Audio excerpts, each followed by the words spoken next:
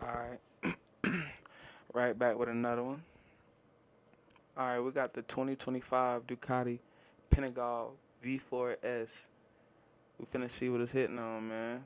Trying to check out the bikes for next year. Finna see what's coming out, finna see what they do. And it's a nice color. They don't fade like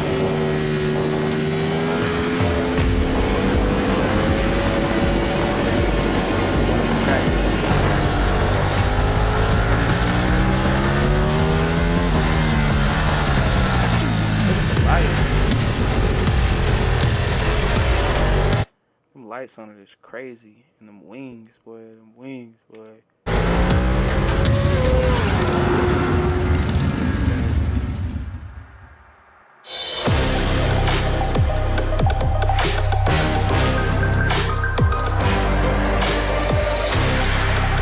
Support the brands that support us.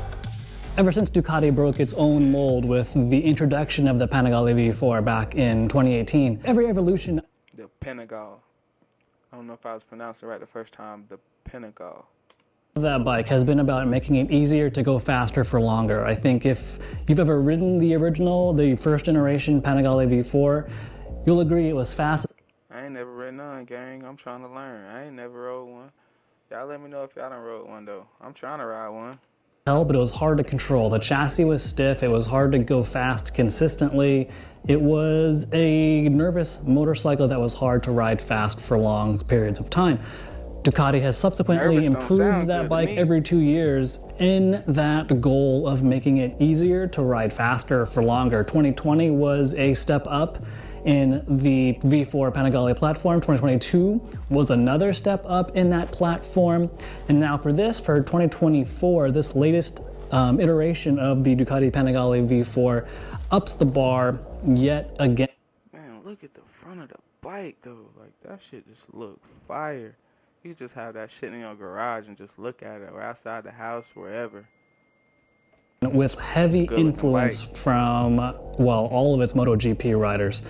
This 2024 package for the Panigale V4 is the biggest wholesale change the Panigale platform has experienced in its entire lineup, and there's a lot to go over. We're here in Vallelunga to test the bike at the same test track amongst many that Ducati themselves test the bike at.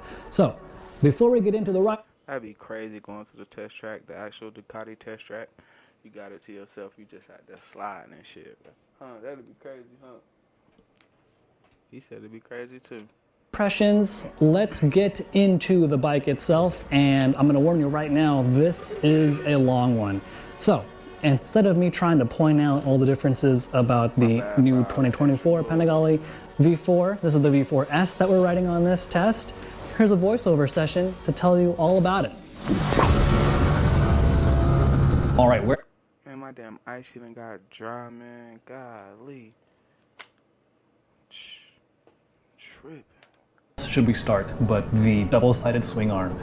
Ducati's flagship sport bike since the 916 has always been all about that single-sided swing arm, and now, finally, there is a double-sided swing arm. It's no secret that the double-sided swing arm has more performance advantages, but let's be real, the single-sided swing arm is just prettier and better to look at. But at a certain point, Ducati has had to realize that to go fast, that single-sided arm had to go. Damn, I never even noticed that on Ducatis. There was a single-sided swing arm. I mean, I noticed it, but I ain't, feel me? So, this new double-sided swing arm has 37% less lateral stiffness than the single-sided swing arm before it, and that's due to just having the ability to give the rider more feedback, because at the extreme lean angles that these bikes are able to produce now with such good tire technology, we're getting 65 degrees of lean angle. At that point, the fork and the shock really aren't doing a whole lot, so it's up to the chassis to provide the rider with that feedback from both ends of the bike.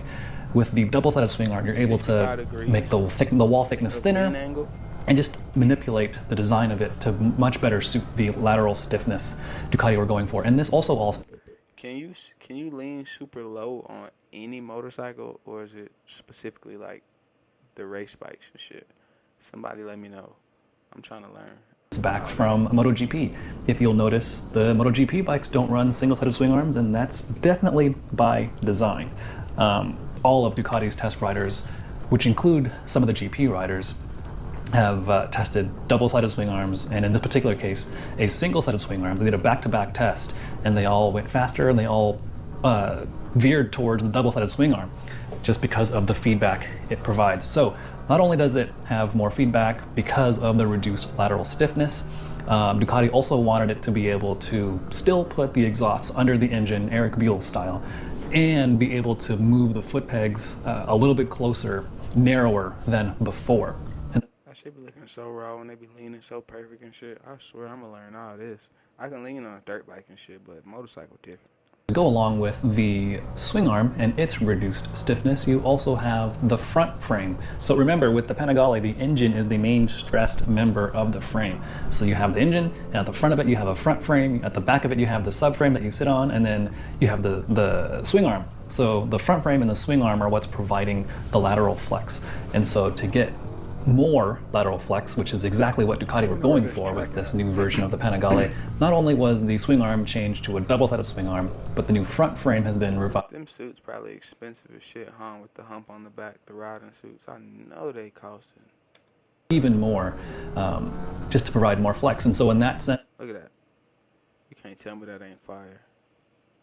Boy, them goddamn lights, the way them wings is. Shh. This new frame on the front has 40% less lateral stiffness than before. 40%.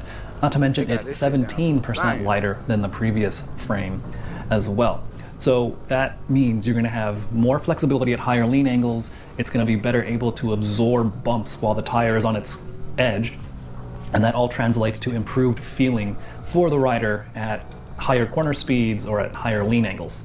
So from there, the other big change as far as hardware goes is the new front brakes. And by new front brakes, I mean this is the first model with Brembo's new monoblock high pure calipers. Now, these calipers, the main draw to them is, yes, they're lighter than before, 60 grams total between the two calipers, so 30 grams each. But the big deal here is these are better able to evacuate heat. Better heat exchange. There's improved internal ventilation, a 4% better heat exchange compared to the stylemas before it.